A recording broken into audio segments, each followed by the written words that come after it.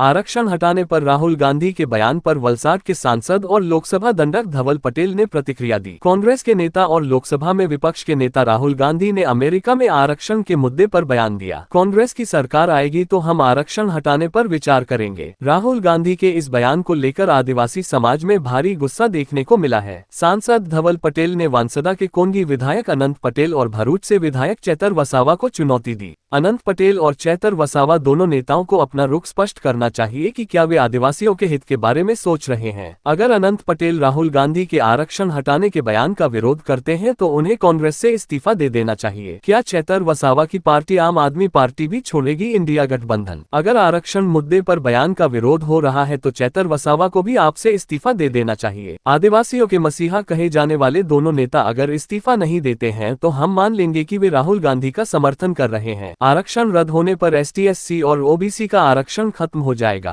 राहुल गांधी के बयान ने कांग्रेस की मानसिकता को उजागर कर दिया है। जी, આજે હું તમારી સામે બહુ જ મહત્વપૂર્ણ વિષય પર વાત કરવા માટે ઉપસ્થિત રહ્યો છું।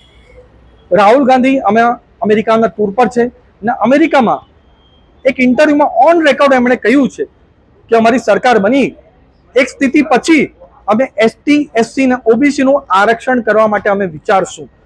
તો આટલું અમારા એસટી સમુદાય, એસસી સમુદાય અને ઓબીસી સમુદાયના અગેન્સ્ટમાં જે એમણે સ્ટેટમેન્ટ આપ્યું છે એના વિરુદ્ધ જે આપણા વિસ્તારમાં વાંસદાના હમણાં વર્તમાન ધારાસભ્ય અને વલસાડ લોકસભામાં જે મારી સામે લડેલા અને હારેલા એવા માણસને હું પૂછવા માંગુ છું। સાથે જ ભરૂચ લોકસભામાં જે હાર્યા હતા ચૈતર વસાવા, એમને પણ હું પૂછવા માંગુ છું જે હંમેશા અમારા આદિવાસી સમાજને ગેરમાર્ગે દોરે છે કે આ રાહુલ ગાંધીના સ્ટેટમેન્ટ સાથે એ લોકો સ્ટેન્ડ શું છે એમનો, એમને સ્ટેન્ડ જે લીધો છે એમને એ સમર્થન આપે છે કે વિરોધ કરે છે? વિરોધ કરે છે તો જે વાંસદાનો ધારાસભ્ય છે એમને કોંગ્રેસ પાર્ટીમાંથી રાજીનામું આપવું જોઈએ।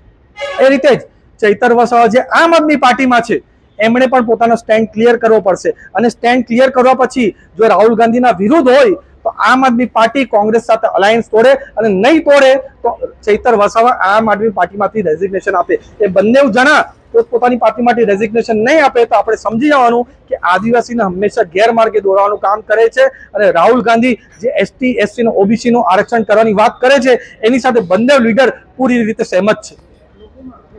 લોકોમાં એકદમ પૂરા ભારતભરમાં એસટી, એસસી અને ઓબીસી સમાજમાં બહુ વધારે આક્રોશ છે જે રાહુલ ગાંધીએ સ્ટેટમેન્ટ આપ્યો છે કે એમનું આરક્ષણ કાઢી દેશે। એ રોષ પ્રકટ કરવા જ હું તમારી સામે ઉપસ્થિત રહ્યો છું।